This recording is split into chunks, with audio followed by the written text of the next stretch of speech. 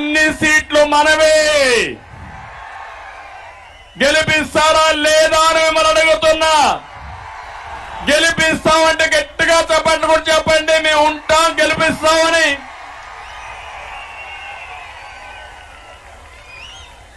ఈ గెలుపు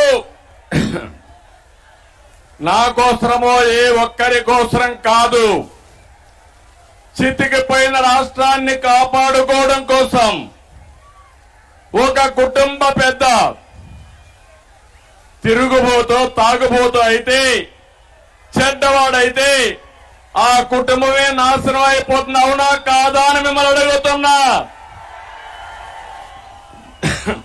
అదే ఒక రాష్ట్ర పెద్ద అంటే ఒక ముఖ్యమంత్రి ఒక విధ్వంసకారుడైతే, ఒక అవినీతి పరుడైతే, ఒక సైకో అయితే ఆ రాష్ట్రం ఏమవుతుంది తమ్ముళ్ళు అని మిమ్మల్ని అడుగుతున్నా.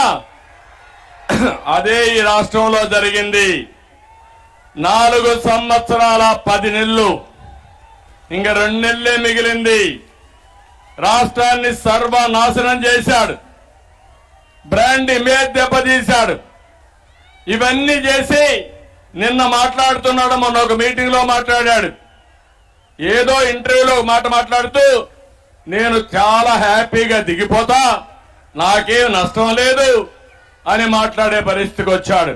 నేను ఒకటే చెప్తున్నా, మీరు దిగిపోవడం కాదు, మిమ్మల్ని ఇంటికి పంపేయడానికి ప్రజలు సిద్ధంగా ఉన్నారు. నిన్ను భరించే పరిస్థితిలో ఇక్కడ ప్రజలు లేరు. ఉన్నారా తమ్ముళ్ళు అని మిమ్మల్ని అడుగుతున్నా. ఏ ఒక్కరైనా ఆనందంగా ఉన్నారా అని మిమ్మల్ని అడుగుతున్నా. ఏ ఒక్కరూ ఆనందంగా లేరు. ఇంకో పక్క లక్షల కోట్ల రూపాయలు దోపిడీ చేశాడు.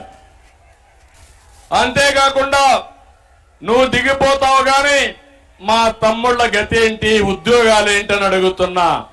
వాళ్ళ జీవితాలు నాశనం చేశావు. 12 లక్షల కోట్ల రూపాయలు అప్పు చేశావు. అన్ని వ్యవస్థల్ని భ్రష్టు పట్టించావు. మళ్లీ రాబోయే రోజుల్లో ఇటుక పేర్చుకుంటూ మళ్లీ ఆంధ్రప్రదేశ్ ని నిర్మాణం చేసుకోవాల్సిన బాధ్యత మనందరిపైన ఉంది. దానికి సిద్ధంగా ఉండాలని మరొక్కసారి మీ అందరికీ పిలిపిస్తున్నా. మళ్లీ ఈ రాష్ట్రంలో వెలుగులు నింపుతాం. ఆ శక్తి మనకుంది. దానికి మీ అందరి సహకారం అవసరం అని చెప్పి కూడా మరొక్కసారి విజ్ఞప్తి చేస్తున్నా. నిన్న మాట్లాడుతూ అంటున్నాడు జగన్మోహన్ రెడ్డి గారు ఆయన అర్జునుడంట. కాదు, అక్రమార్జునుడు.